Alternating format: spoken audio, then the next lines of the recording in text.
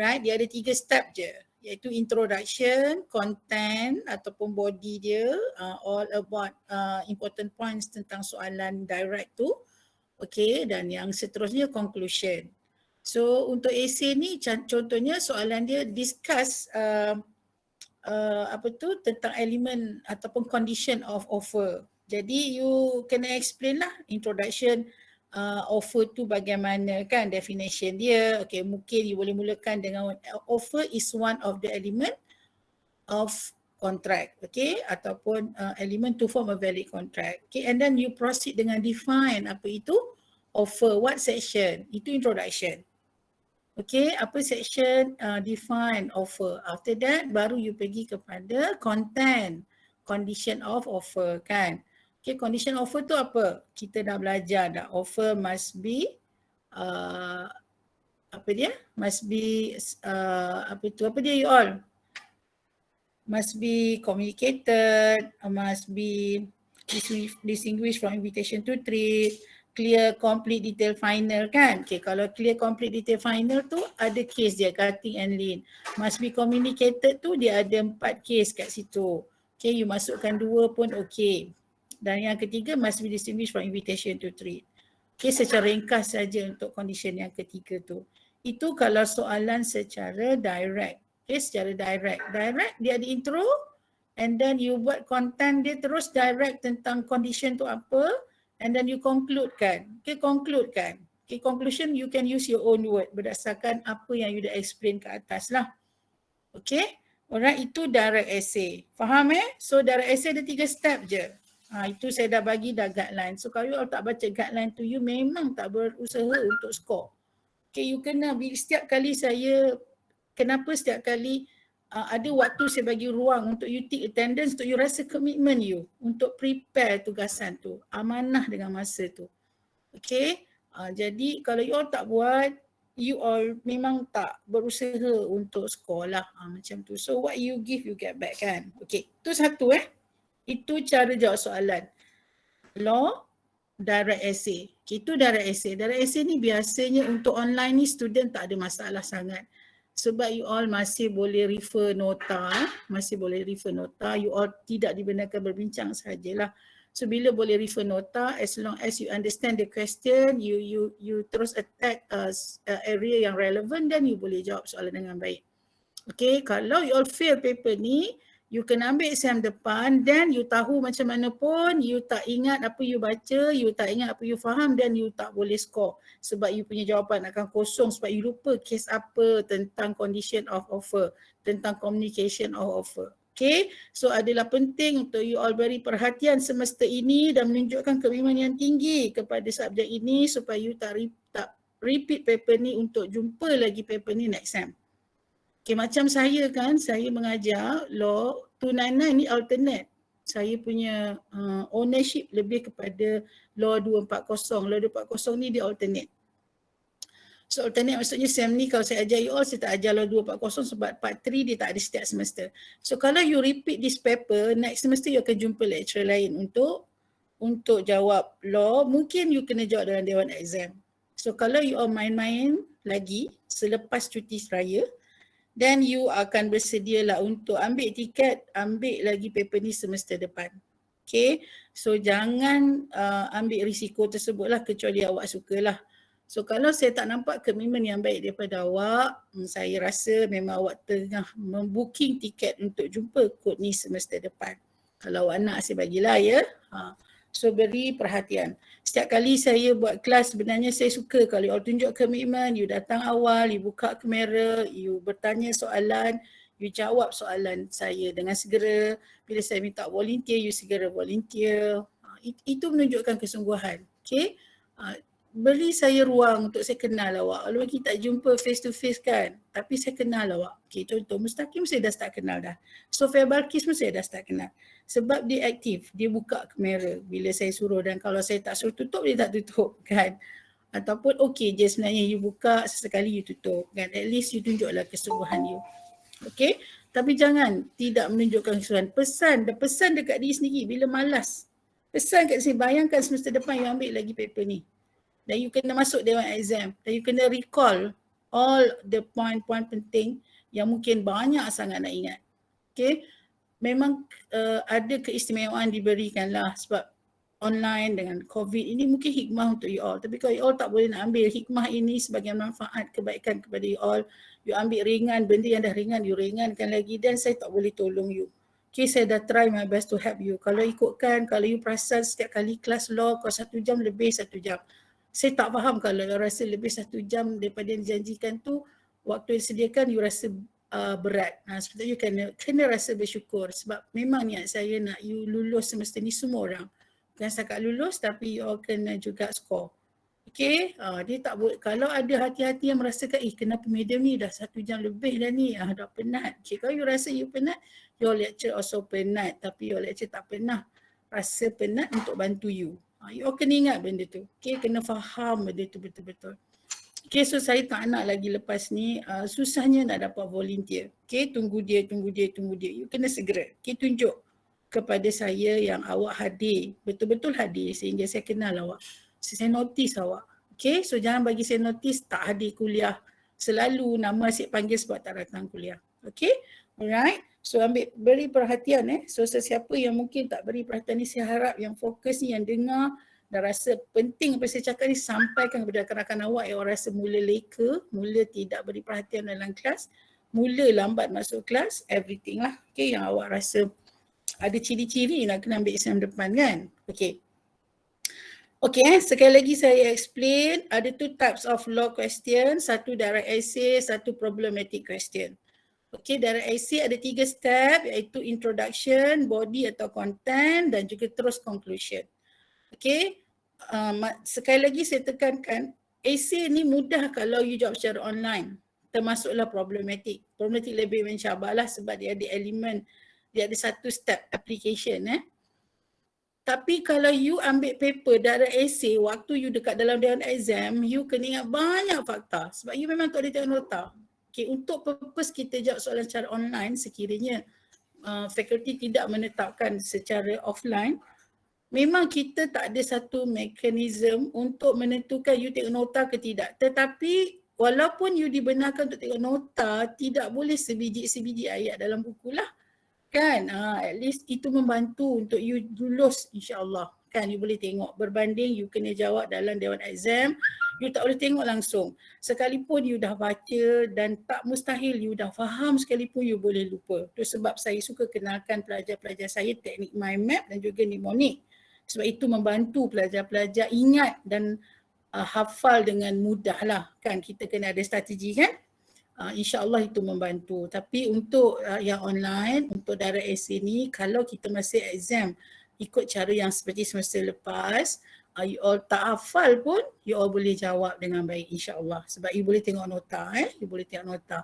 Cuma janganlah sebiji-sebiji you tiru, lepas tu tengok jawapan kawan, saya tengok jawapan A dengan B, sama lebih kurang. Iaitu plagiarism lah.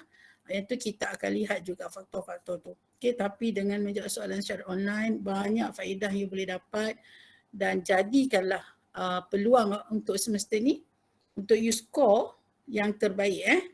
Jangan ambil exam depan lagi. Kalau nak saya bagilah. Okay, Mustaqim, sambung baca Mustaqim. Baca apa ni? Sambung balik yang ada 2 types. Okay, lepas tu sambung. Okay, sekejap.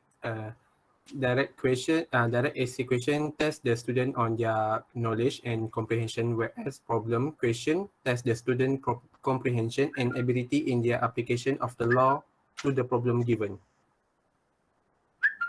Okay, so lagi? Terus masuk example. Baca. Example of a direct essay question. A contract made without consideration is void. Discuss.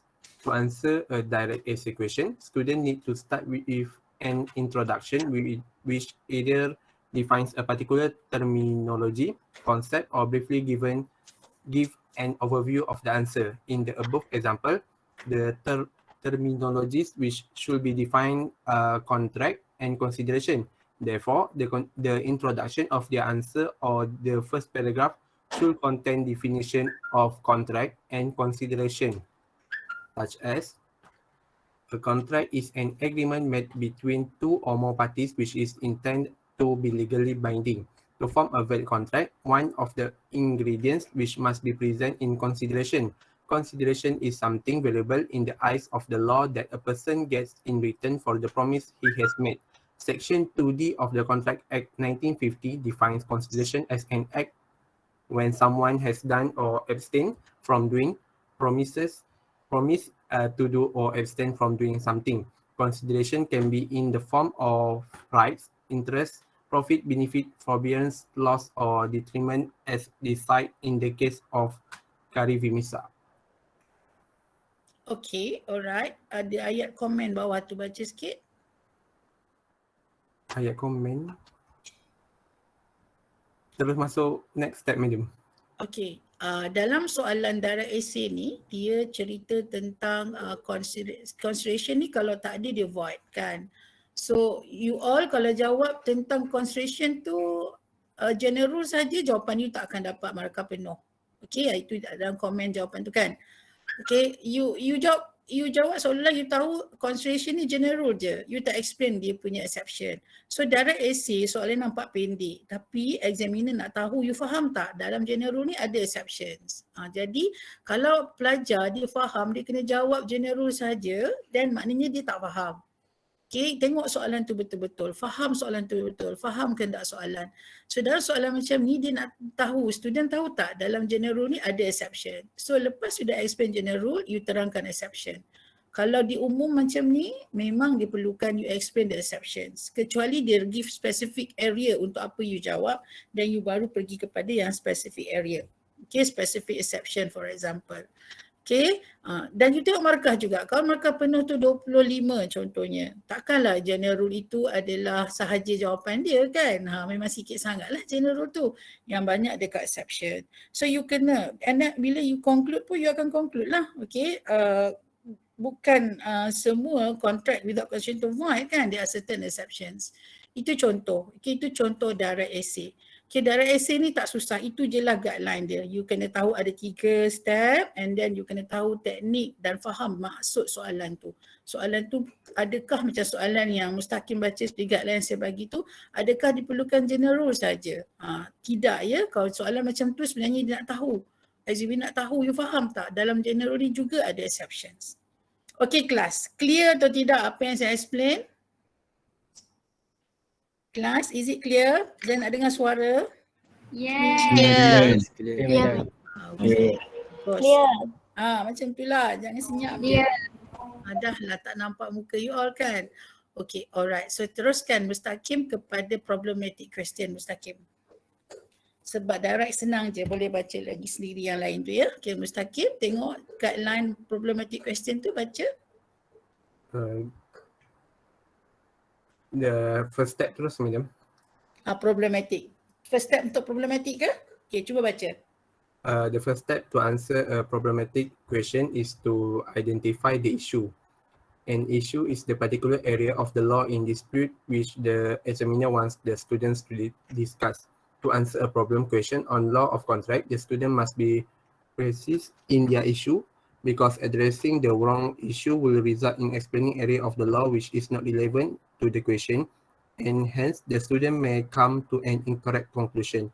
For instance, for instance, in the above example, if the student were to say that the issue in the question is whether there is a valid contract, while it may not be entirely wrong, it is not accurate because whether a contract is valid or not depends on various reasons, mainly on whether the elements of the contract are present and there are many elements involved. Hence, the question could be on offer or acceptance or consideration or capacity or free consent.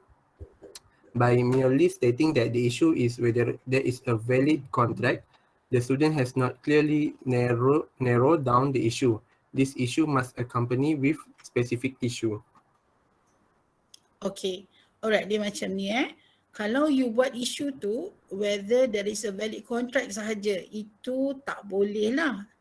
tapi untuk purpose jawapan you, kalau you letak first issue whether there is a valid contract between A and B, boleh kena support dengan narrow issue lah. What is the relevant ataupun specific element dalam soalan tu. Okay. Maksud dia contohnya kalau whether there is a valid contract or not tu atau valid ke tidak, dia umum kan. Jadi elemen apa yang ditanya dalam soalan tu? Offer ke, acceptance ke, consideration ke, capacity ke? You have to highlight that area lah, that issues. Okay, and then kalau you rasa dia tentang offer tu pula ada banyak. Ada bawah invitation to trade, ada bawah communication of offer, ada bawah clear ataupun final, for example. So you kena soal apa yang berkaitan. Okay, you nak jawab soalan tu, you kena soalan apa persoalan dia, apa isu dia. Okay, contoh kalau isunya you nampak offer tak dikomunikasikan, offer is not communicated kan. So lepas you dah tanya whether there is a valid contract between Ali and Babu, contoh kan. Tengok soalan tu siapa yang terlibat. Itu isu pertama, general issue, belum narrow down. Dia tak boleh tergantung tu satu je. You kena ambil lagi isu yang relevant, yang spesifik, yang you nampak tentang communication offer for example.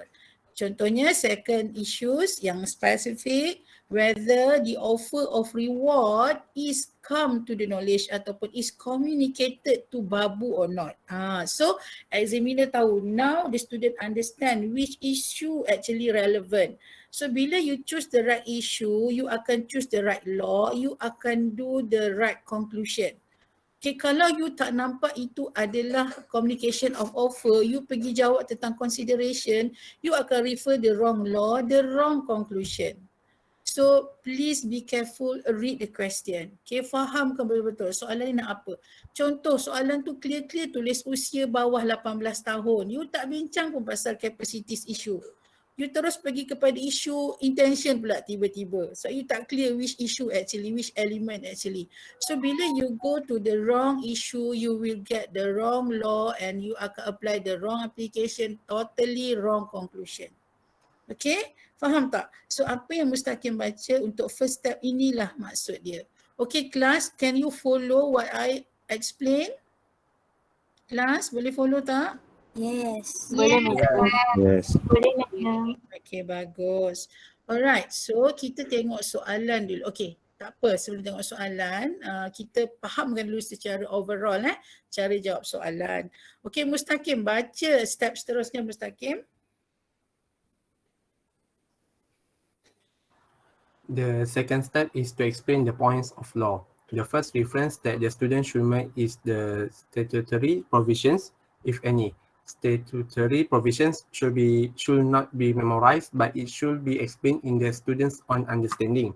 Hence, it is very important that students understand what the statute provides rather than memorize what is stated in that particular section. In the above example, the student should briefly explain on elements of a contract and point out that acceptance is an important element to form a contract. Students should also define acceptance and explain that there are requirements to be fulfilled in order for an acceptance to be valid. That the acceptance must be absolute and unqualified. Students should explain what is meant by absolute and unqualified. The explanation must be supported by decided case. Okay, cuma Mustaqim besarkan sikit. Boleh besar lagi tak? Dia jadi hilang Okay, the second step is to explain the point of law. Point of law tu macam saya kata tadilah, kalau tentang communication of offer, then you kena bagi tahu section 2 subsection okay. Statutory provision tu adalah section dalam akta. Okay, section dalam akta. Okay, statutory provision tu section dalam akta, dalam contract act. Okay, contoh soalan saya tadi katalah soalan tu tentang communication of offer. What are relevant section explain about communication of offer? There are two section Section 2A ada word signifies menunjukkan offer must be communicated, and section 4 subsection 1 of contract act. So you kena explain the relevant statutory provision. Okay, kat sini dia kata statutory provision should not be memorized but it should be explained. Maksudnya, okay, ini kalau you biasanya jawab soalan kita memang trend kita tak tengok nota kan, memang you all tak hafal all the provision dalam akta atau section tu. So kita benarkan you all untuk explain yang you all dah simplifikan daripada apa yang you faham. Sebenarnya dalam manual pun kita dah provide explanation ataupun maksud yang sama yang tak perlu exactly word by word ikut section. So you boleh pilih definition mana you rasa mudah untuk explain setiap satu definition, offer ke, acceptance ke, consideration ke. Okay, kalau dia susah then you boleh guna ayat sendirilah. Sebab dia kata should not be memorized but it should be explained. You explain je apa section tersebut ikut ayat you yang sama maksudnya. Okay, hence it is very important that student understand that the statute provides rather than memorize. Dan penting dia tu bukanlah setakat hafal je, you faham maksud apa section tu nak cakap, apa section tu maksudkan. Okay, what is stated in that particular section. In the above example, the student should briefly explain on element of a contract. Okay, yang ini soalan tentang condition of acceptance kan, yang mana ada isu tentang acceptance tu absolute ke tak, okay, absolute unqualified ke tidak. Jadi dekat sini bila you dah nampak okay soalan ni tentang acceptance tak absolute ataupun tak qualified kan, unqualified, and then you akan highlight area tersebut. Okay, in the above example, okay, kita tengok sekali lagi soalan Mustaqim, soalan tu show sekejap soalan tu. Mana soalan dia? Okay, macam soalan ni kan. Ani made an offer to sell her car to Ina at 20,000. Dia offer nak jual dekat Ina 20,000.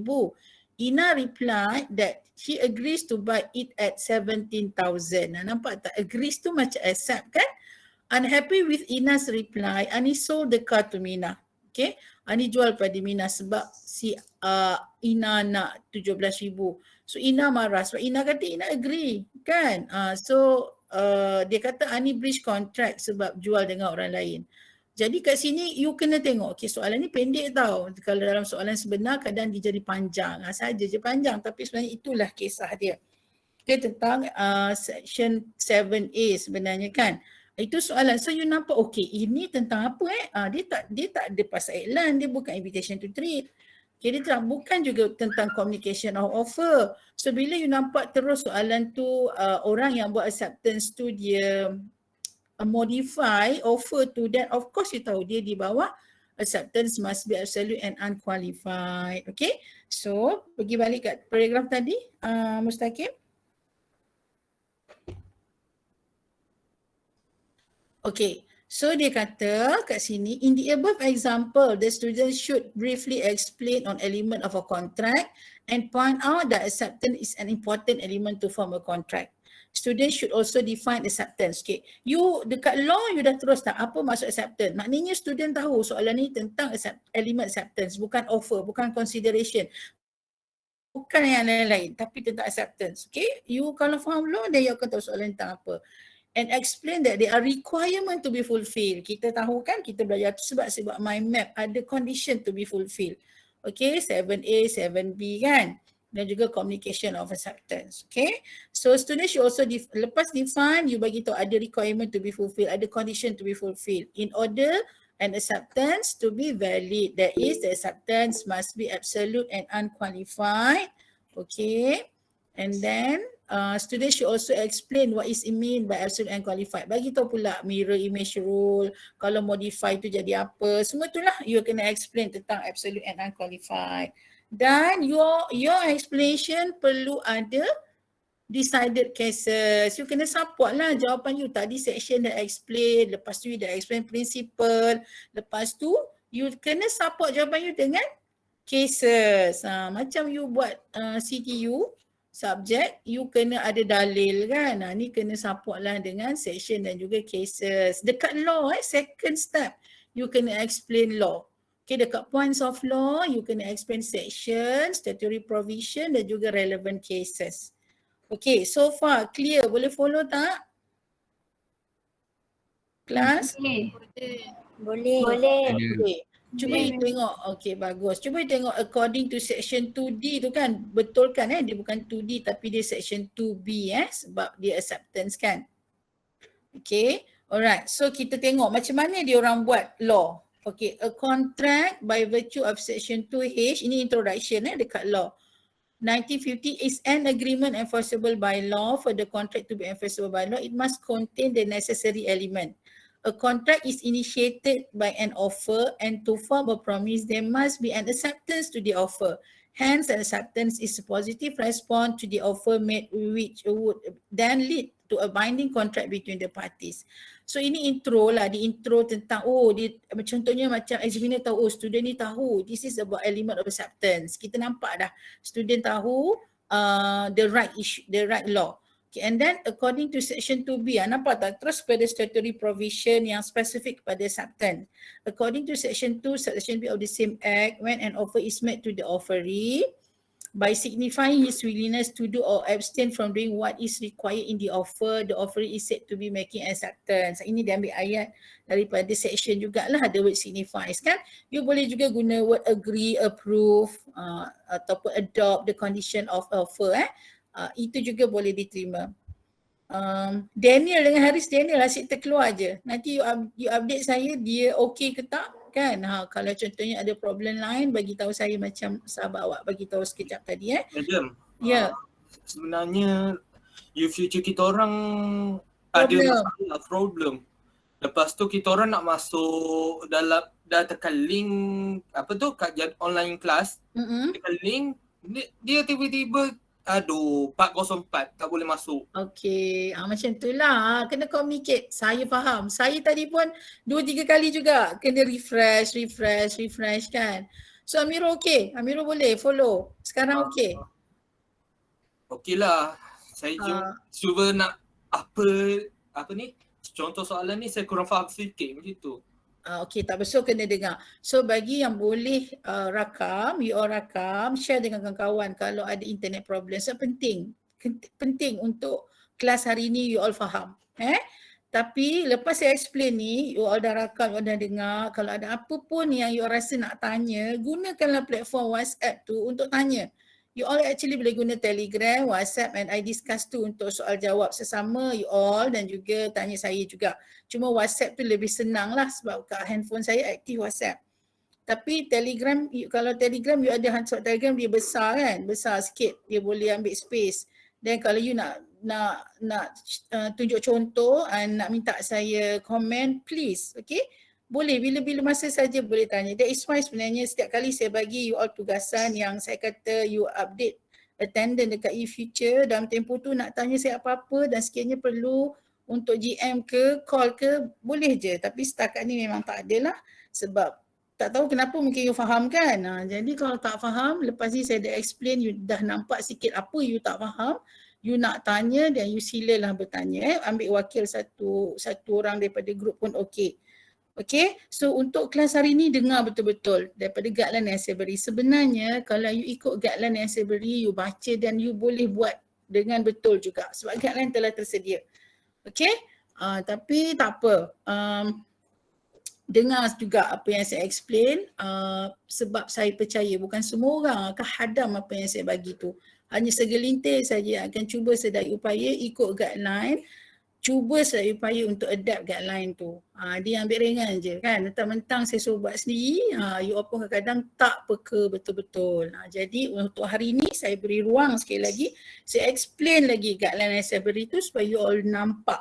Okay, bagi yang tak buat dengan betul-betul ataupun buat tapi tak nampak dengan jelas. Okay, hari ini penting untuk saya explain dan awak dengar dengan baik. Okay, nanti you boleh soal dan you boleh compare balik jawapan you tu. Okay, kita ada minggu. Okay, kita kalau buat test pun saya akan buat hujung minggu.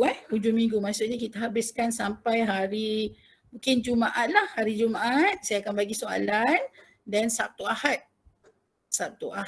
Jumaat saya bagi soalan, Sabtu boleh submit soalan. Submit jawapan kat saya. So you ada masa yang lama lah. You ada masa yang lama untuk jawab. Dan you ada masa lagi 1 minggu, termasuk minggu ni sebahagian untuk you cuba repair balik jawapan tu supaya apa yang saya komen hari ni tally dengan apa yang you all buat. Okay? Alright? That is why saya kerap kali minta you discuss, buat, finalize berapa persen, nak bagi komitmen tu. Walaupun saya tak nampak kan, nak bagi you komitmen. Macam tu, rasa tanggungjawab untuk siapkan dengan lebih serius lah. Okay, so mungkin internet memang saya rasa you feature ada sikit masalah. Bagi yang boleh rakam, yang bernasib baik boleh rakam dan share lah dengan kawan-kawan. You boleh edit mana you rasa nak potong mana-mana perkataan yang tak relevan kan. Yang you rasa nak cepat bagi kawan faham dan pun boleh buat juga. Okay. Alright, so saya sambung boleh? You all dengar dulu. Okay, dengar dulu. Nanti kalau ada masa kan kita dengar, kita tengok sikit apa yang Mustaqim buat. You all ada masa lagi untuk repair dan juga boleh tanya saya apa yang you all tak clear selepas you repair, lepas mendengar penerangan saya. Okay? Okay, so alright, dengar sekali lagi Okay, lepas you dah intro tentang point of law tu, second step kan, kita dah settle dah isu yang pertama tadi Step pertama tadi isu whether there is a valid contract between A and B. Contoh second, kalau isu yang saya kata tadi communication or offer kan, whether the offer of reward communicated to Ali or not. Okay, dan yang ketiga ialah isu mestilah kalau pertikaian dalam soalan tu dia nak reward tapi mungkin tak dapat, boleh ke dia ditolak hak untuk dapat reward. So isu yang ketiga, whether Babu has a right to claim the reward, contoh. Maknanya isu ketiga tu you akan jawab kat conclusion, there is no valid contract sebab offer tak communicated dan implikasinya as a consequence Babu has no right to claim for reward. Nampak tak susunan isu tu? Okay.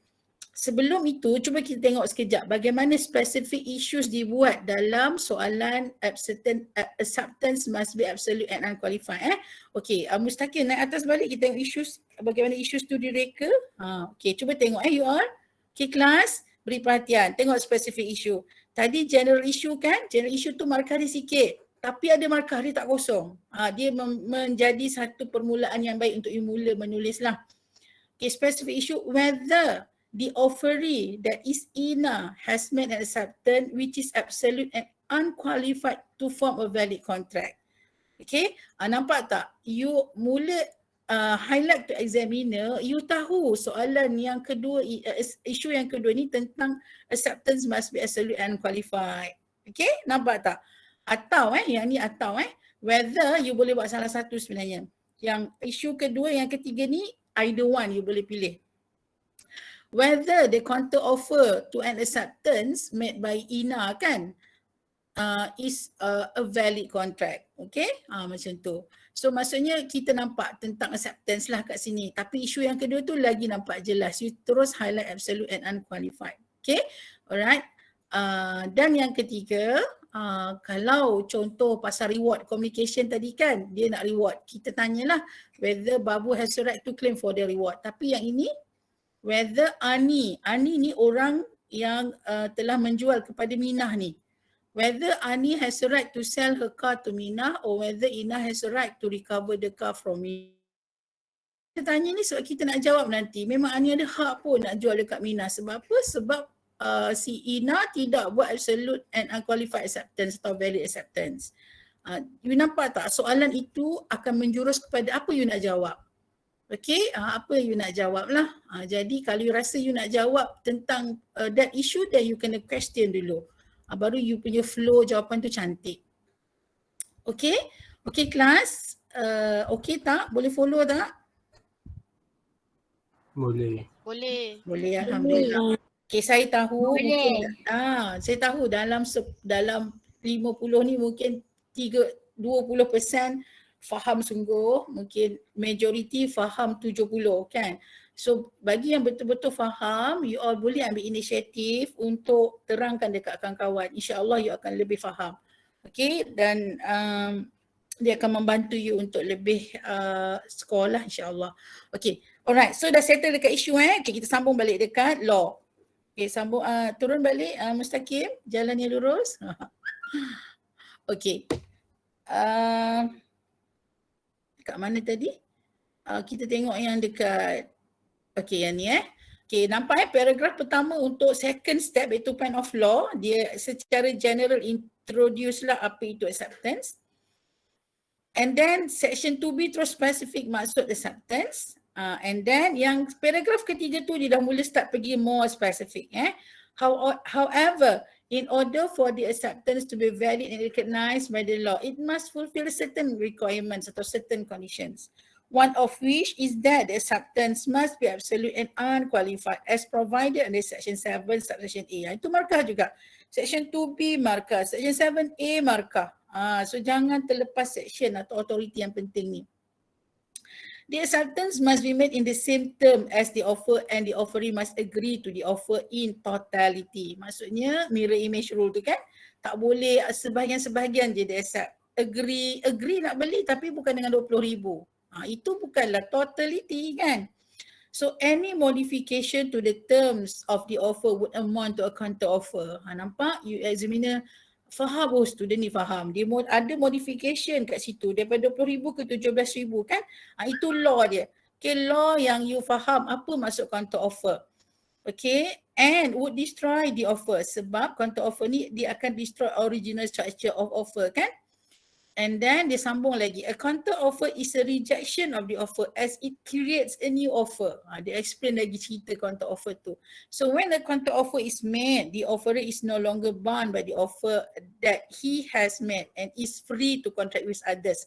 So dekat law ni you explain lagi, kalaulah dia buat offeree tu buat counter offer, memang tak terikat lah, offerer tu tak terikat dengan kontrak yang offeree tu buat counter offer. Dan si offerer ni bebas nak berkontrak dengan siapa sahaja. You explain. And then lepas sudah terang konsep, and then you masuk the relevant law. The relevant case on this point is height and range. Okay, next sikit, Mustaqim. Madam nak tanya. Yang dalam guideline ni, yang semua teks yang dibolkan tu kan, jawapan pun memang macam tu semua. Maksudnya semua yang bold tu jawapan lah. Tak bold pun jawapan juga. Yang tak bold pun jawapan. Yang tak bold pun jawapan juga. Yang saya baca tu, kan? Kan itu yang mana? Yang point of law ke apa? Semua adalah jawapan. Semua adalah jawapan. Jadi saya beri sebiji cara jawab lah. Ayat-ayat dia bagaimana. Tapi you kena tengok soalan tu pasal communication offer lah. Invitation to trade lah. Nampak tak flow dia? Yang penting you nampak flow dia. Lepas issue, explain the point of law tu, apa yang perlu ada, you intro sikit and then you bagi section 2B definition and other requirement to be fulfilled. What is the section tentang requirement tu, section 7A. And then 7A tu ada explain tentang counter offer tu bagaimana, explain counter offer tu secara ringkas and then terus pergi kepada relevant section. Relevant cases. Iaitu height and range. Nampak tak flow dia? You kena faham flow dia. Faham Zakwan? Faham madam. So yang tiga important relevant cases and then statutory provision and then lagi satu madam? Okay, contoh kalau dalam soalan yang contoh ni, acceptance must be absolute and qualified tu kan? Okay, Mustaqim, naik atas sikit Mustaqim, maksudnya turun bawah. Kau kan naik. Okay, sorry. Pergi kat point of law sebab Zakwan tanya point of law kan? Okay, paragraf pertama ni Zakwan, dia tentang intro you tentang you nak mulakan jawapan you secara umum. Belum lagi spesifik Second paragraph tu adalah bagaimana you mula pergi go to the specific section tentang acceptance. You define apa itu acceptance. Lepas you pergi dalam lagi iaitu requirement valid acceptance. Nampak tak? Okay. Yang atas tu pun juga merupakan cara jawab lah. Okay, turun lagi Mustaqim. Okay. Okay, so Zakwan nampak tak flow dia? Sekarang lepas dia dah terang counter offer semua tu terus pergi pada cases, height and range. Nampak? Nampak tu? Okay, so dekat cases ni dia simplifykan fakta case. Okay, Mustaqim naik lagi Mustaqim so saya boleh baca case ni. Okay. Tak nampak height and range, case height and range. Okay. Okay, so lepas you dah terangkan requirement to be fulfilled, apa maksud absolute and unqualified, counter offer tu apa effect dia semua, and then terus masuk the relevant case. Nampak section case. Okay, the relevant case on this one is height and range. In this case, an offer was made for the sale of a farm. Dia simplifykan case tu kan. Okay, dia nak jual farm, so the offeree made a counter offer asking for reduction of the purchase price. Okay, dalam fakta kes sebenar, 1,000 di offer, dia minta 150,000 kan. You boleh follow exactly juga. Tapi kalau you nak simplifykan ayat macam ni pun okay. Contoh student kadang-kadang kalau exam face to face kan atau physical dekat dewan, memang kadang dia terlupa figure. Dia terlupa 1,000 ke 150 kan, 10,000 je dia lupa. You nak buat macam ni pun okay. Contohnya asking for reduction of the purchase price. In case you lupa. Kan, dan dia tidak menjadi satu kesalahan sebab maksudnya sama dan kita nampak student masih faham maksud counter offer tu. Clear tak maksud saya?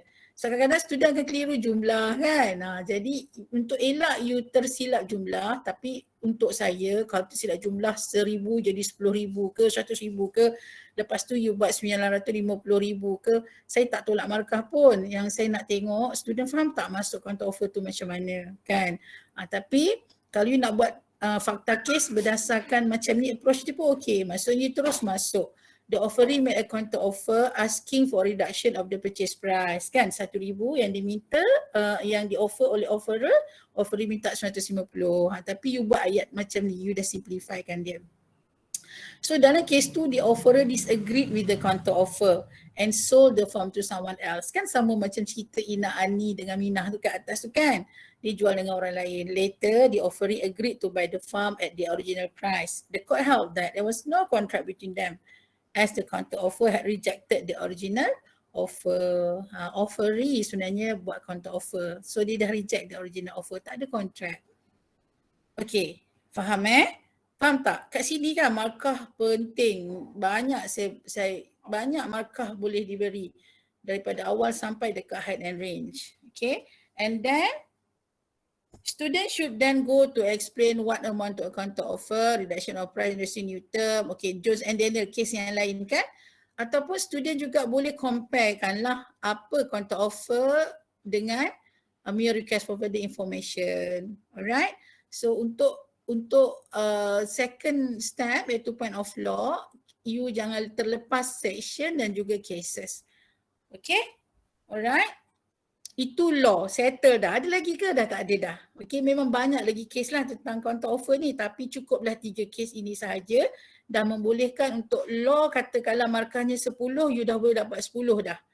Okay, dah boleh dapat 10 markah dah. Kalau you ada section 2B, you ada 7A, you ada explanation tentang apa maksud absolute and unqualified, you ada letak case height and range dengan fakta, dengan principle, you ada case satu lagi Jones ataupun Stevenson, J.M. McLean. Alright, clear so far? Okay, dah settle dekat second step. Okay, pergi kepada third step. Teruskan Mustaqim. Okay, alright. Okay, kelas dengar The third step is application. Okay, kenapa salah satu kita justifikan student boleh juga tengok buku. Satu sebab kita tak boleh nak ada satu mekanisme yang cekap untuk memastikan you tak tengok nota kan. Mungkin ada yang jujur tak tengok, tapi yang tak jujur tu nak buat macam mana kan. Jadi untuk adil kita benarkan that is why soalan akan banyak tentang problematik daripada direct essay. So problematik ni application ni lah justifikasi kita. Maksudnya walau macam mana student ni dia boleh tengok dalam nota apa-apa yang dia nak tulis, tapi kalau dia tak faham soalan, okay, dia tak boleh juga address ataupun highlight the relevant law dan dia mungkin tidak boleh apply dengan tepat. Jadi application ni lah sebenarnya di mana menguji student bukan setakat hafal tapi dia boleh relate ilmu yang difaham tu kepada real situation dalam konteks soalan ni, dalam you relate dengan soalan yang diberikan. Okay, alright. The third step is application. Okay, application ni mulalah ada ayat-ayat you sendiri. Application means that the student use the cases, the principle of law that they have explained earlier kat atas tu. Okay, section, cases, and relate it to the problem given in the question so as to reach a conclusion. Okay, you start relate apa yang you faham tentang section 7A, tentang height and range dengan soalan yang diberikan. Okay, you nak kaitkan dan you nak tunjuk dekat examiner you faham. Macam ni lah bagaimana saya membuat kesimpulan dan juga apply law yang saya faham. Okay. So, and then this is not where the student merely match which case is the same as the question because very rarely are two cases the same. Okay, ada student kan contoh case tentang communication of offer. Okay, communication of offer tu tailor and late kan. Tailor and late tu pasal apa? Pasal kapal kan? Expedition. Soalan tak ada pun pasal expedition ke pasal kapal. Tapi you kena tengok dekat mana soalan tu tentang communication ke bukan. Kalau soalan tentang communication tapi bukan pasal kapal ke, bukan pasal exactly same fakta dalam kes soalan yang you baca tu, yang soalan beri tu, bukanlah mesti you tak adalah kes yang relevan. Tak, dia tengok principle of the case tu. Faham tak? So student tak nampak lah madam, tak ada pun pasal reward contoh. Tapi you kena tengok dia pasal communication ke bukan. Tapi kebanyakan memang examiner untuk you all punya level sebagai diploma student, kita bagi hint lah. Memang ada hint lah kat situ. So saya tak nak you faham kalau tak sama dalam soalan. Contoh macam Ani and Ina tu contohnya pasal rumah. So height and range pasal ladang kan. Yang penting bukan ladang ke rumah. Yang penting ialah counter offer tu. Macam tu. Bagaimana you nak tackle soalan dan juga bagaimana nak address jawapan you. Okay. Okay, saya ulang saya baca lagi. Student also should not merely repeat the question in their answer. Ada student kadang-kadang dia nak buat application, dia repeat soalan tu. Tapi dia tak relate. Dia repeat tapi tak relate. Tak sampai maksud dia nak apply. Okay, what is required is to display the understanding of the law so as to explain why such problem should be resolved in that way. Bukan setakat salin soalan. You ambil fakta dalam soalan tu, lepas tu you kena relate. Okay, contoh. Dekat law tadi kan tak ada pun nama Ina dengan Ani kan. Semua principle of law, section 7A, section 2B dan apa masuk counter offer. Tapi dekat application you nampak nama Ina, nama Ani mula keluar. Fakta kes semua ada, fakta soalan semua ada. 17,000, 20,000 semua masuk kat sini. So kalau you faham dekat application, you start masukkan perkara yang ada dalam soalan dan relate dengan law yang you explain kat atas. Itu masuk application. Okay, cuba tengok. Applying the above principles of law, Ina's reply to Ani, yang nampak tak? You apply principle of law kat atas. Ina reply to Ani. You ambil cerita dia orang. Okay. Ina reply to Ani that she agrees to purchase the car at 17,000 is not an acceptance ataupun is not absolute and unqualified. This is because the original offer made by Ani is 20,000 ringgit Malaysia. Ina is in fact making a counter offer when she replied that she agrees to purchase at RM 17,000. Nampak tak? Faham tak macam mana apply ni? You ambil cerita dia orang. Kat mana you nampak counter offer tu berlaku? Alright. So by virtue kat sini you relate lah law dia. By virtue ataupun by applying, by referring of section 7 subsection A. Ina's response is not acceptance which is absolute and unqualified because it modified the offer. Nampak tak how you explain, how you relate Ina punya cerita dengan law yang you faham. By making a counter offer, Ina is rejecting the original offer. Hence, applying the decision in the case of height and range. Since she has rejected the original offer, there is no contract created between them. and Ani is free to contract with Mina. Okay, with others that is Mina lah. Faham tak? Okay, clear tak kelas? Clear tak everyone? Ya. Okay, baca tak masa saya bagi guideline ni, baca fahamkan betul-betul tak? Apa yang Zakwan rasa bila tengok guideline dan cuba jawab dengan apa yang saya explain pada hari ni. Ada beza tak Zakwan? Beza yang ketara lah madam, sebab dapat faham dengan lagi jelas apa dia punya structure kan. So kita boleh just remember the steps and kita just ikut je. Okay. Flow dia, you kena faham flow dia lah. Flow macam mana bentuk application, bagaimana nak buat offer, bagaimana buat isu. Soalan nanti akan ada tentang capacity, ada tentang acceptance. Acceptance dia banyak kan, communication acceptance, invitation to treat. Nah, flow dan konsep dia kena follow. Start daripada issues, macam mana nak buat issues. Lepas tu step kedua, law, bagaimana nak buat law, step dia macam mana. Yang ketiga, application, bagaimana nak apply. Apply ni ingat ada nama mereka, ada cerita-cerita dalam soalan yang you kaitkan dengan law. Okay, alright. Okay, so seterusnya, last kali baru conclusion. Conclude lah semua-semuanya.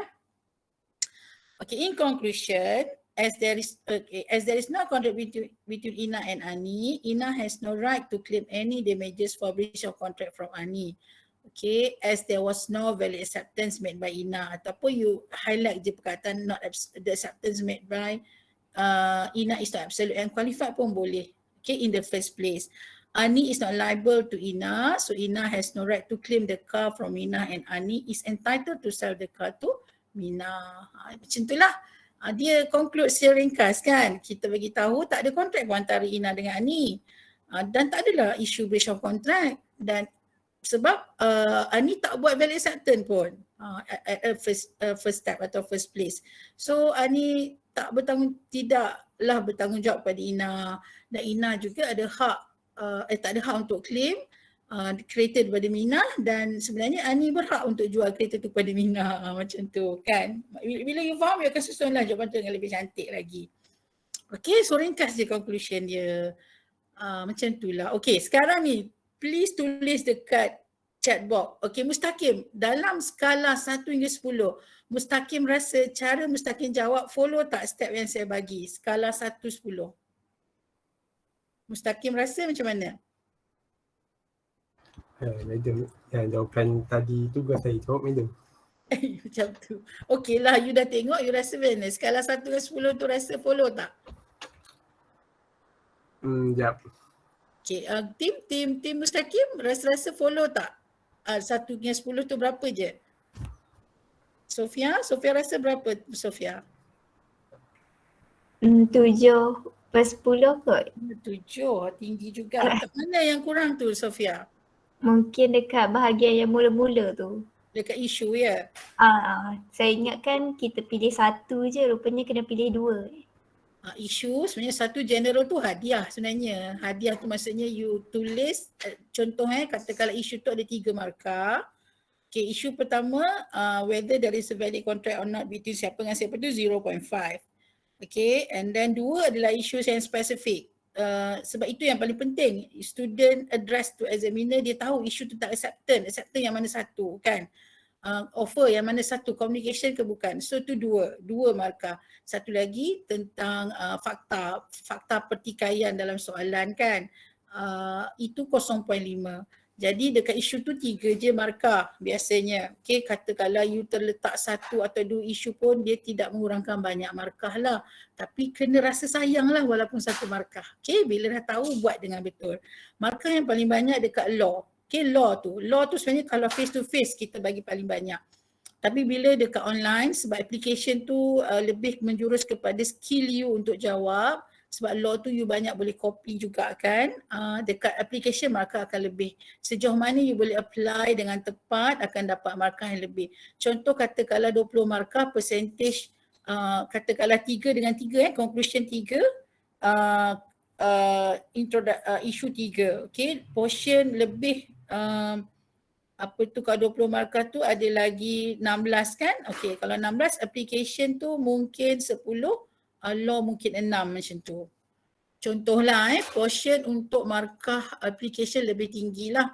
Sebab di situ di mana student benar-benar diuji kebolehan dia untuk faham apply law yang dia tulis. Tapi kalau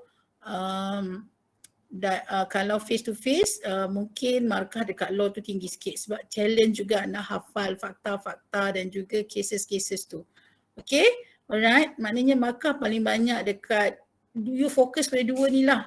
Okay, law dengan application tu. Okay, fahamkan betul-betul, latih betul-betul nak buat application yang betul, faham law yang relevan. Okay, so maksudnya Sofia dekat isu je Sofia rasa tak tepat lah dekat law, dekat application rasanya dah follow guideline ya? Dah follow, cuma kalau dekat bahagian law tu Madam cakap kena letak case tu 3 kan kalau ikut dia ni. Okay. Saya letak satu je case dia. Okay, satu case tu soalan pasal apa tu Sofia? Yang invitation to trade tu yang dia pergi speedmart, lepas tu manager je cakap dia kena bayar juga walaupun dia belum lagi bayar pun, dia baru letak kat kaunter je nak buat payment. Okay, display of goods lah. Okay, kalau display of goods ada berapa kes kat situ? Kita ada Fisher & Bell, Pharmaceutical, Mela Monahan kan? So ada 3 kes kan? So minimum 2 sebenarnya, minimum 2 tak boleh 1. Lulus kalau buat 1 tapi you tak dapat A lah kan. 2 paling minimum lah, tapi since you memang dah boleh tengok nota kan, why not buat je 3 terus dekat application buat betul-betul. Okay, alright. Jom kita tengok isu dengan application group. Balkis kejap boleh tak saya tamatkan kelas 5.30? You all okay ke? Boleh tak? Boleh. Boleh. Jom kita tengok sekejap jawapan grup Mustaqim sekali lagi dekat law. Tengok pada awal pun boleh jugalah. Kita cuba kalau 5.30 nanti kita ni lah. Kita berhenti saya pun puasa juga. Ada urusan juga lagi tapi tak apa, saya pinjamkan sedikit masa saya.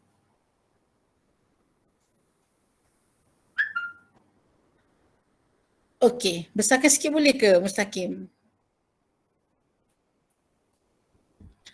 Sekejap Madam.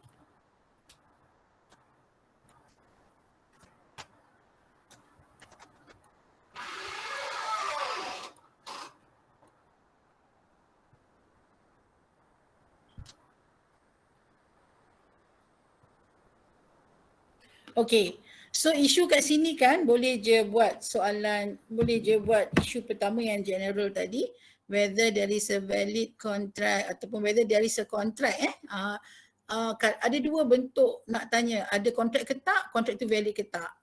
Kalau dalam invitation to trade ni biasanya kita akan tanya ada tak kontrak, whether there is a contract between Gayah and supermarket tu nama apa ya?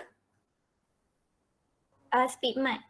Speedmart supermarket contoh, whether there is a contract between Gayah and Speedmart supermarket. Okay, yang kedua, isu yang kedua, you boleh juga highlight tentang soalan ni tentang invitation to trade kan. You boleh juga highlight word invitation to trade tu. Okay, contoh, display of goods made by Speedmart supermarket is an offer or merely invitation to trade. So examiner nampaklah you menjurus kepada isu yang jelas. Okay. Kalau boleh lah letak perkataan itu lebih nampak you specific atau specifykan issues dia. Walaupun apa yang Sofia buat ni, whether guys can still Madam nak tengok soalan yang invitation to trade tu ni bukannya? Ni soalan lain. Yang tu satu C Mus. Oh okay. So yang awak refer yang ni yang ni lah. Sebab saya ingat awak refer yang ni. Okay, jadi ingat yang pertama tadi, whether there is a contract between siapa nama, bukan Gayah yang ni nama siapa? Adi dengan cashier tu, tapi sebab dia dengan manager, tapi saya tulis kat cashier lah sebab dia buat payment kat cashier. Okay, nama supermarket ada tak, nama supermarket ke apa, tak ada Ada Speedmart. Okay. So sebut kalau kontrak tu bukan dengan cashier lah.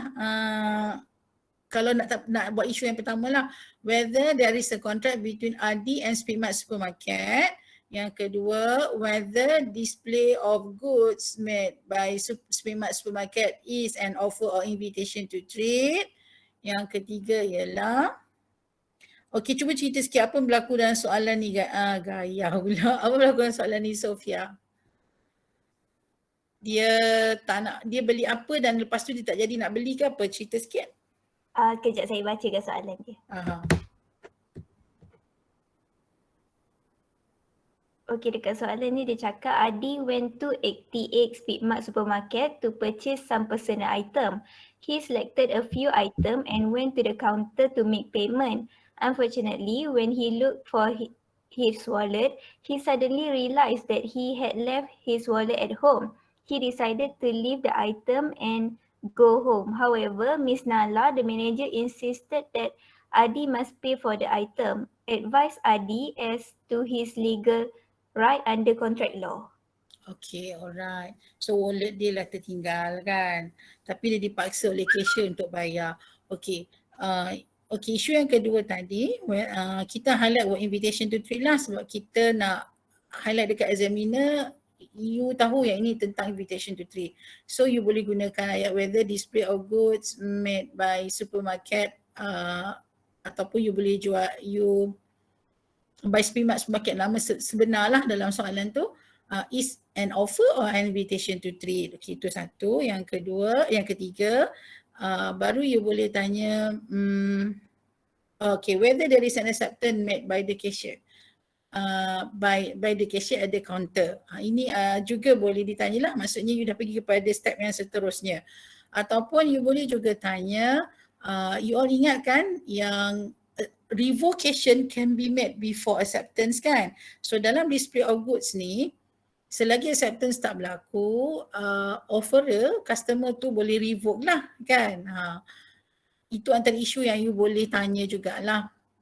Alright, okay. So and then ataupun you boleh juga tanya whether Adi has a right untuk refuse to pay pun boleh juga. Okay, refuse to pay itu either one lah yang Sofia buat ini juga boleh terima, ataupun you boleh buat dari sudut Adi itu sendiri, dia punya hak untuk refuse to pay. Okay, ataupun revoke dia punya offer. Alright, itu pun boleh. Maksudnya ada beberapa contoh lah yang you all boleh buat untuk isu yang ketiga ni. Okay, dia yang penting you akan jawab soalan tu. Okay, you akan jawab soalan yang you tanya dalam issues ni. Okay, so ingat yang pertama, whether there is a contract between Adi and Speedmart Supermarket. Second, whether display of goods by Speedmart Supermarket is an offer or merely invitation to trade. Atau yang ketiga, you boleh pilih sama ada yang Sofia tulis ni, iaitu whether there is an acceptance made by the cashier at the counter, whether Adi has a right to revoke his offer, ataupun yang seterusnya Adi has a right to refuse to make payment. Macam tu pun boleh untuk isu yang ketiga, sebab itu kita akan jawab kan. Okay, tapi spesifik isu you dah highlight dah, iaitu invitation to trade kan. Itu dah memadai, menunjukkan kepada examiner you understand what area the question all about.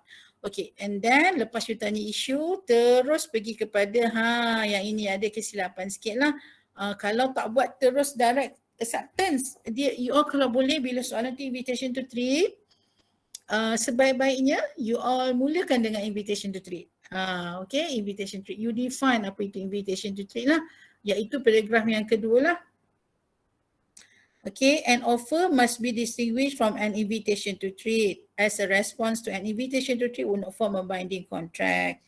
Okay, define you define dulu apa itu invitation to trade, lepas tu baru sebut respond to invitation to trade would not form a binding contract, whereas a response to an offer would create a binding contract. Yang ni adalah ni, ada jawapan invitation to trade punya definition. An invitation to trade is not an offer but merely an invitation from one party. Okay, ada, alhamdulillah. Kat sini adalah you punya definition of invitation to trade, and then lepas you dah define apa tu invitation to trade, you bagi example lah. There are several example an invitation to trade dapat tu kan, tapi you bagi tu examiner, but this question relate to display of goods in self-service shop. Okay, alright. itu intro intro you define apa itu invitation to trade, you bagi ada 5 example, lepas tu you highlight dekat examiner ini tentang display of goods. Okay, and then you terus explain principle di sini iaitu you bagi tahu display of good is in a self-service shop is an invitation to trade since the shop owner is inviting the customer to make an offer. Bagus, ini jawapan yang betul. The offer is made when the customer select the desired good and bring them to the counter for payment. Very good, ini poin yang betul. Hence the offer is actually made by the customer and it's entirely up to the cashier at the counter to make an acceptance, to refuse the customer's offer. A contract only concluded when the cashier accept the offer by the customer. Very good, ini adalah explanation yang tepat. Kalau tadi contoh yang kita bagi kan, dia explain tentang counter offer tu. Macam mana masuk counter offer kan? Apa efek dia kalau itu adalah counter offer. Alright, nah ini poin yang betul. Cuma tidak dimulakan sebabnya dengan acceptance dulu lah. Sebab isu yang penting kat sini adalah invitation to trade. Nampak tak? Lepas tu terus pergi kepada, okay, kenapa tak ada section? Sebab invitation to trade ni tak ada section. Kan dia membandingkan invitation to trade dengan offer. So kalau nak buat pun section, bila you nak bandingkan masuk offer apa dan bandingkan dengan invitation to trade. Faham kenapa tak ada section kat sini? Sebab invitation to trade ni dia tak ada section, dia cuma membandingkan beza offer dan invitation to trade. So you boleh letak section 2A definition untuk comparekan dengan invitation to trade sahaja. And then terus pergi kepada cases. Lepas dah terangkan principle of law, terus pergi kepada cases. Okay, the relevant case on this point is Pharmaceutical Society of Great Britain and Boot Cash Chemist. Okay, naik lagi sikit. Mustaqim. Bukan dekat case. Okay. Alright, in this case, the defendant introduced a system where the medicine, okay, dia teraskan fakta case lah. Okay, seterusnya, turun lagi, Mustaqim. Okay, and then you dah terangkan case, fakta case. So, principle of law, iaitu the court disagreed and held that the sale was made at the cash desk when the customer made an offer to buy, which could be accepted or rejected by the cashier. The court disagreed. Dia tak setujulah. Maksudnya, apa yang Sofia letak adalah exactly fakta case dalam manual tu lah. You boleh juga harmonikan ikut ayat you sendiri. Therefore, the display of good is merely invitation to trade and not an offer. And then offer, tak sebut, but you dah sebutkan when the customer select desired goods tu, itu adalah offer, dah terangkan sebelum tu, so cukuplah sampai kat situ. Okay, settle lah dekat law. Cuma dia letak satu case saja, Balkis kata. And then you boleh sebut another relevant case is, macam tu ayat dia. Another relevant case is Fisher and Bell contohnya. Apa principle case dia? Okay, masukkan lagi case. And then dah settle kat situ, dah settle law, pergi kepada step seterusnya. Applying to the principle of law. When Adi, okay, sebelum awak cerita tentang Adi select, you boleh cerita the display of goods made, the display of goods by Springmart Supermarket is merely an invitation to trade. Okay, and when Adi select a few items and went to the counter to make the payment, at this stage, Adi is actually make an offer. Okay, faham you terangkan step dia. Springmart Supermarket tu display of goods dia hanyalah invitation to trade. Baru cerita pasal Ali select, Ali buat accepted, Ali buat offer sahaja. There was not mentioned that the cashier has already accepted the offer that Adi made before he is decided to leave the items and go home. Hence applying decision from, okay. Awak kena sebut bila awak nampak memang tak ada acceptance berlaku, payment tak dibuat kan. You bagi tahu acceptance berlaku dalam display of goods when the cashier receive payment. Sofia Balkis kena explain macam tu. Since, okay, there is no acceptance made by the cashier, okay, Ali has a right to revoke his offer. Okay, Ali ni sebelum acceptance berlaku, Ali has a right to revoke his offer. Dia boleh revoke offer dia lah, dia boleh tak jadi atau tak proceed to buy the goods sebab tak ada duit kan, dia punya wallet tertinggal. Boleh mention juga pasal wallet tertinggal tu. Okay, and then Hence applying decision from Pharmaceutical Society Great Britain, dia masukkan case. There was no acceptance was made by the cashier as the cashier has not received the payment from Adi. There is no contract between the cashier and Adi. Okay lah, boleh jugalah diterima. You masukkan juga yang Adi has a right to revoke his offer lah. Okay, sebab acceptance tidak berlaku lagi. Okay, dia ada hak untuk tidak proceed with the payment sebab tidak ada acceptance yang berlaku. Itu hak offerer. Okay, itu hak offerer lah. Dia boleh revoke sebelum acceptance berlaku. So you kena sebut dekat sini jugalah, cashier tu tak boleh paksa Adi untuk bayar. Okay, cashier tak boleh paksa Adi untuk bayar. Okay, sebab there is no contract yet. There is no contract form yet. Okay, seterusnya in conclusion, turun lagi. In conclusion, there was no contract between Adi and the Speedmart Supermarket. Kita bila kontrak macam tu bukan dengan cashier, dengan Speedmart Supermarket. Gini tak apa, memang saya tahu student memang akan tersilap sebab tak faham lagi kan. Okay, kalau kontrak tu bukan dengan cashier lah, cashier tu pekerja dengan company lah. There was no contract between Adi and the Speedmart Supermarket.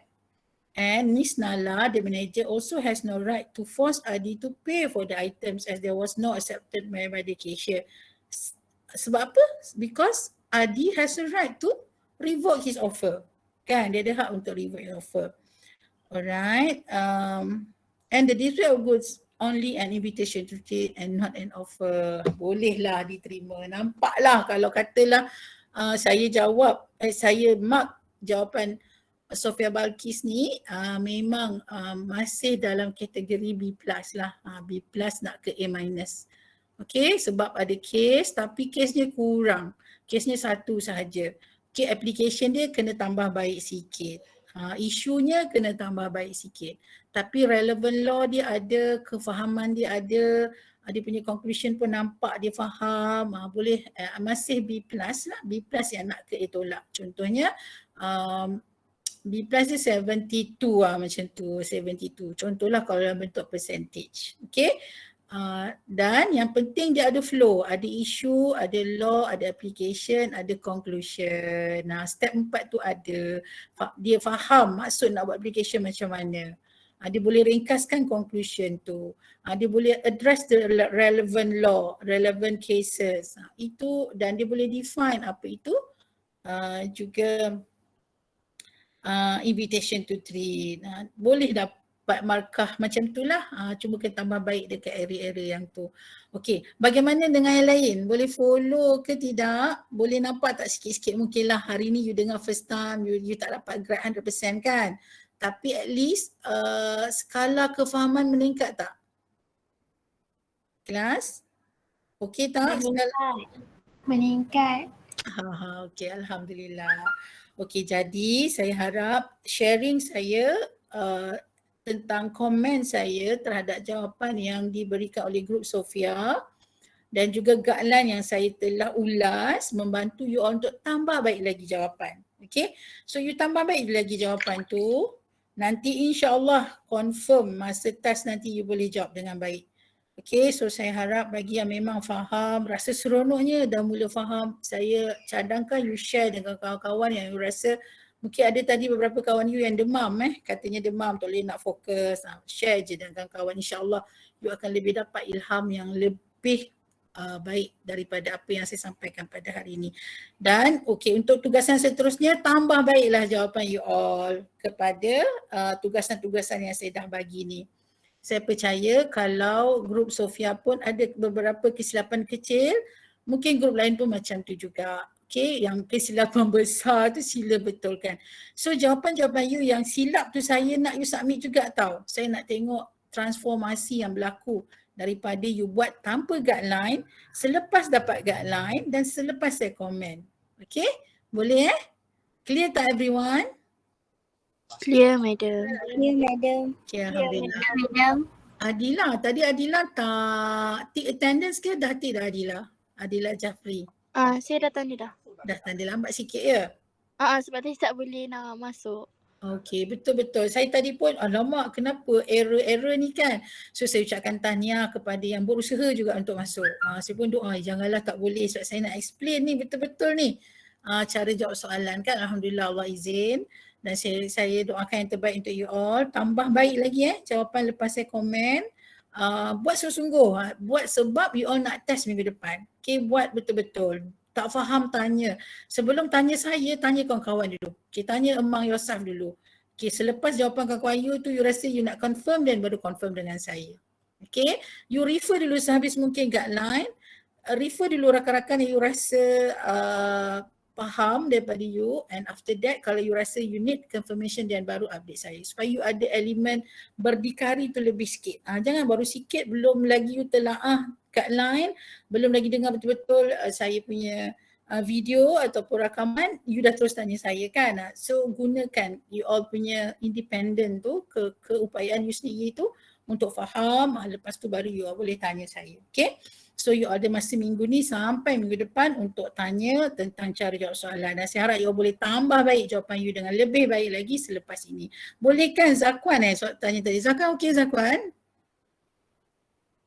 Dah tak ada Okay dah? madam, cuma ada connection problem. Oh ya ke? Okey, kalau macam tu tanya pada rakan yang clear lah. Okey? Ada apa-apa nak tanya sebelum kita bersurai? Madam, Ya. saya nak tanya exam tu berapa hari bulan?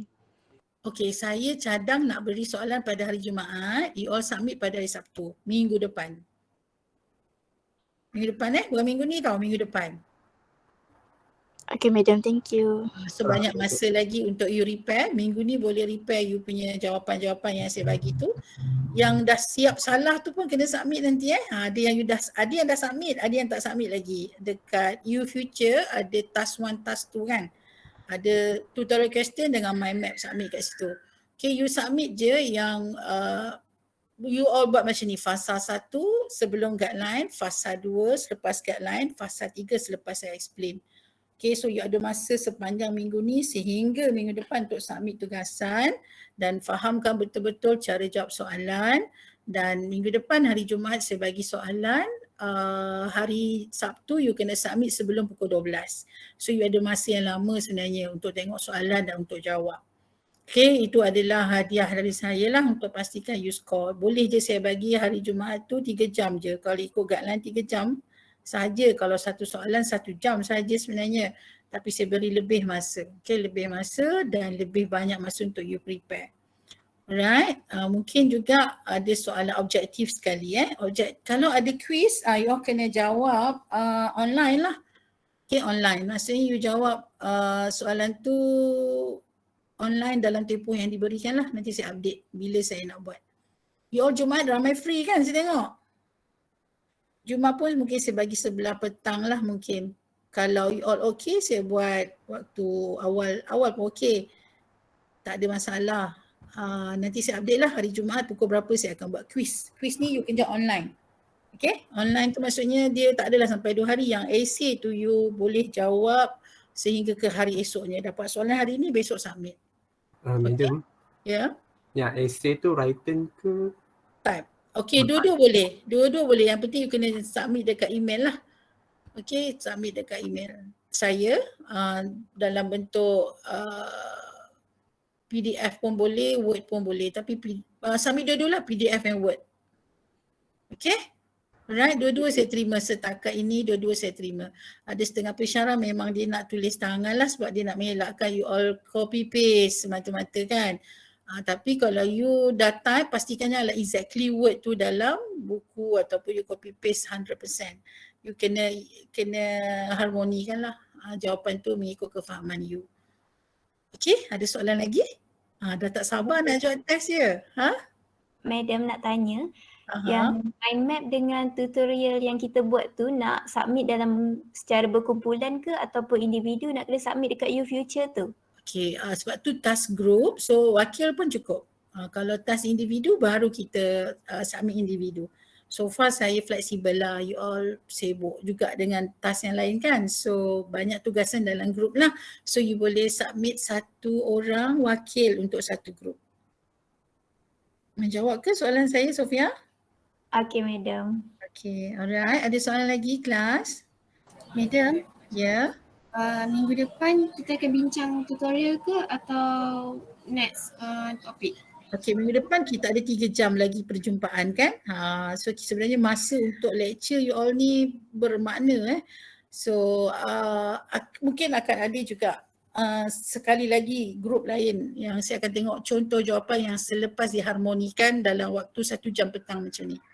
Okey, kelas 2 jam kita akan belajar dan juga soal jawab apa-apa yang you nak tanya tentang lepas kita akan habiskan kontrak minggu depan yang 2 jam punya kelas tu, kita akan sambung elemen seterusnya dan akan hujung tu dalam waktu 20 atau 15 minit sebelum tu kalau ada soalan tentang apa-apa you nak tanya dan boleh tanya, tapi waktu 1 jam nanti kita akan tengok juga you all punya jawapan lah selepas you all dah tambah baik selepas mendengar penerangan saya. Okay, so grup yang dah present boleh rest. Saya harap ada grup lain lah yang akan present pula jawapan dia.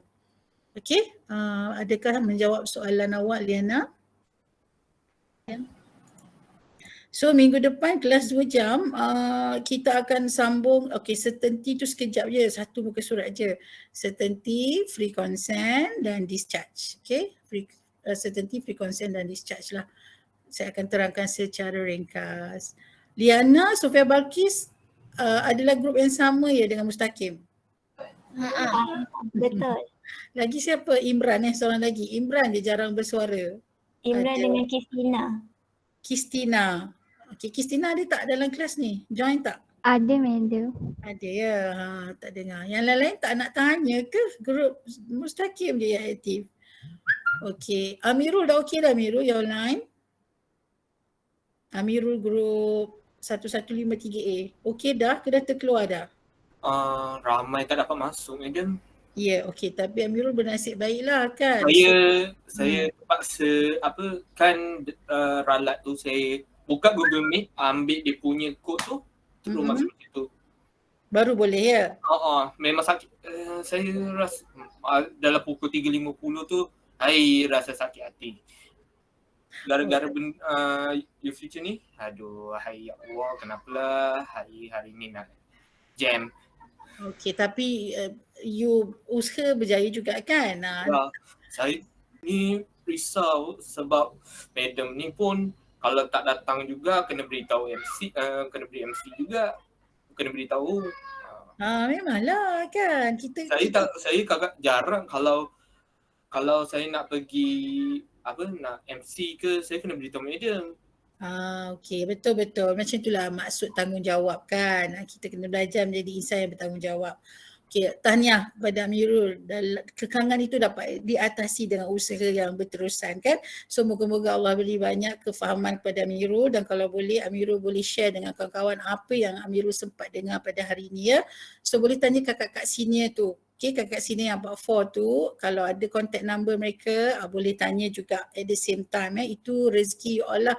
Bila saya gabungkan dengan senior, you akan dapat berhubung dan juga berbincang dengan mereka sama.